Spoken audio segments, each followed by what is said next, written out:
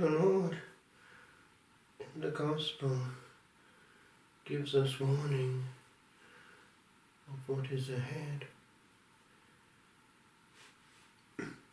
There are warnings in St. Matthew's Gospel regarding Jerusalem itself, and we have them in today's Gospel.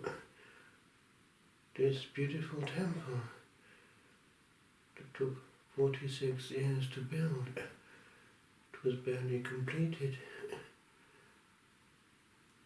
Not one stone will remain standing upon another. And then the abomination of desolation, the pagans will take over Jerusalem. But then there is also the wider issue, the cosmic vision of the future, the powers of heaven being shaken.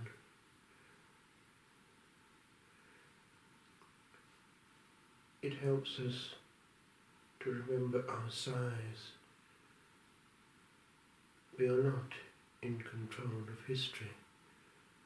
We are not in control of time. We are not in control of our own life. We have to receive history. However, the Lord throughout the Gospel does indicate what we can do. There is freedom in giving our own will and soul,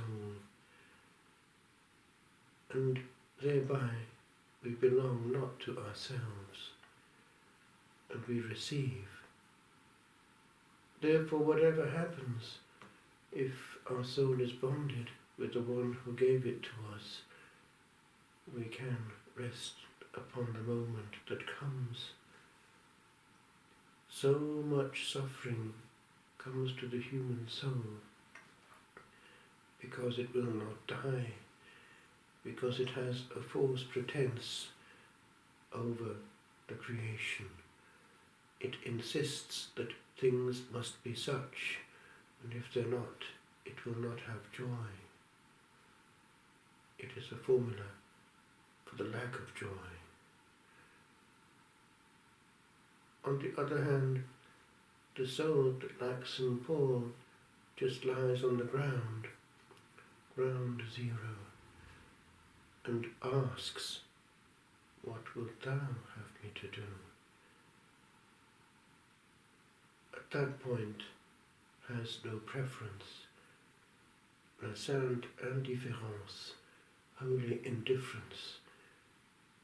And St. Teresa of Avila indicates well that is the state of soul that gives the greatest glory to its Maker. For then and then alone is it that Maker's property, totally. It has no preference of its own, and all that is precious to it is the divine will. And therefore we see how that soul and that soul alone will not be troubled or ruffled, whatever comes. For in the event, it will read the language of providence. All shall be well. And so it is that in these last days of the liturgical year, we learn our truth. We see our size. We are nothing. And Jesus is Lord. Lord of all.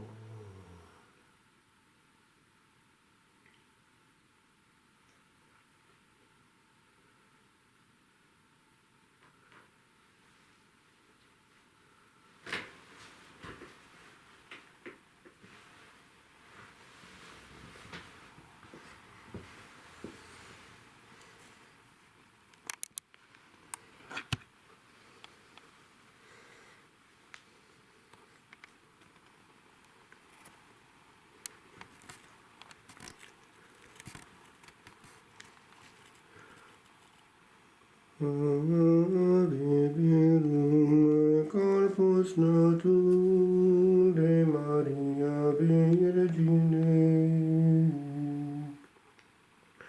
Vere Pasum Immolatum in cruce promine, cuius latus perforatum